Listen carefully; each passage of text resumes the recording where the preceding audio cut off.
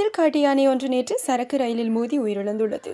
புத்தளம் மற்றும் எழுவான்குளம் ரயில் நிலையங்களுக்கு இடையில் இந்த விபத்து இடம்பெற்றுள்ளது. பாலாவி சீமெந்து தொழிற்சாலைக்கு சுண்ணக்கல் கொண்டு செல்லும் சரக்கு ரயிலில் மோதி யானை உயிரிழந்துள்ளது.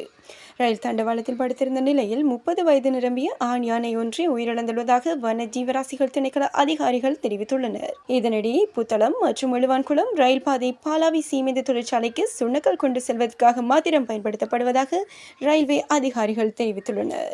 யாழ்ப்பாணம் நெல்லியடி பிரதேசத்தில் தேசிய மக்கள் சக்தியினையும் ஜனாதிபதி அனுரகுமார திசாநாயக்கவின் பெயரையும் பயன்படுத்தி நிதி சேகரிப்பில் ஈடுபட்ட மதபோதகர் உட்பட 2 கைது செய்யப்பட்டுள்ளனர். குறித்த 2 நெல்லியடி நகரில் நிதி சேகரிப்பில் ஈடுபட்டுக் கொண்டிருந்த போது நிதி கொடுக்க மறுத்தவர்களை அனுரவின் ஒளிப்படத்தை காட்டி அச்சுறுத்தியுள்ளனர். இதன்போது வர்த்தகர்களுக்கும் நிதி சேகரிப்பில் ஈடுபட்டோருக்கும் இடையில் முருகல் நிலை ஏற்பட்டுள்ளது. இதனையடுத்து அங்கு கூடிய வர்த்தகர்கள் குறித்த நபர்களை மடக்கி பிடித்து விசாரணை மேற்கொண்டு நெல்லியடி போலீசாரிடம் ஒப்படைத்துள்ளனர்.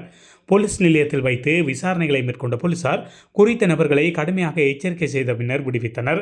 நிதி சேகரிப்பில் ஈடுபட்ட மதபோதகர் மனித உரிமைகள் செயற்பாட்டாளர்கள் என்று தன்னை அறிமுகப்படுத்தியுள்ளதுடன் சிறுவர்களை பராமரிப்பதற்காகவே இந்த நிதி பயன்படுத்தப்படுவதாகவும் தெரிவித்துள்ளார்.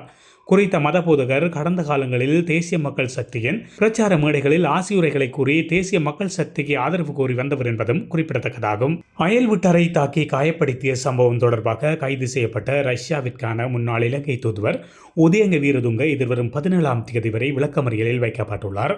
கைது செய்யப்பட்ட அவர் ஹங்கோடவில் நீதவான் நீதிமன்றத்தில் முன்னிலையாக்கப்பட்டதை அடுத்து இந்த உத்தரவு பிறப்பிக்கப்பட்டுள்ளது.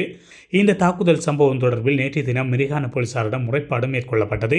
இதனையடுத்து குறித்த முறைப்பாடு தொடர்பாக நடத்தப்பட்ட விசாரணைகளின் அடிப்படையில் இன்று காலை உதயங்க வீரதுங்க போலீசாரால் கைது செய்யப்பட்டதாக தெரிவிக்கப்படுகிறது. இதேவேளை கைது செய்யப்பட்ட உதயங்க வீரதுங்க முன்னாள் ஜனாதிபதி மஹிந்த ராஜபக்சவின் நெருங்கிய உறவினர் என்பதும் குறிப்பிடத்தக்கதாகும். மியான்மரின் இராணுவத்தினர் நடத்திய குண்டு தாக்குதலில் 40 பேர் உயிரிழந்துள்ளனர். மியான்மரின் மேற்கு ரக்கைன் மாநிலத்தில் உள்ள கிராமம் ஒன்றில் இந்த தாக்குதல் நடத்தப்பட்டுள்ளது. ரக்கைன் மாநிலத்தை தங்கள் கட்டுப்பாட்டுக்குள் கொண்டுவர சிறுபான்மை ஆயுத குழு ஒன்று மியான்மர் இராணுவத்துடன் கடுமையான போரில் ஈடுபட்டு வருகின்றது. கடந்த ஆண்டு இந்த குழு பல பகுதிகளை தமது கட்டுப்பாட்டுக்குள் கொண்டு வந்தது.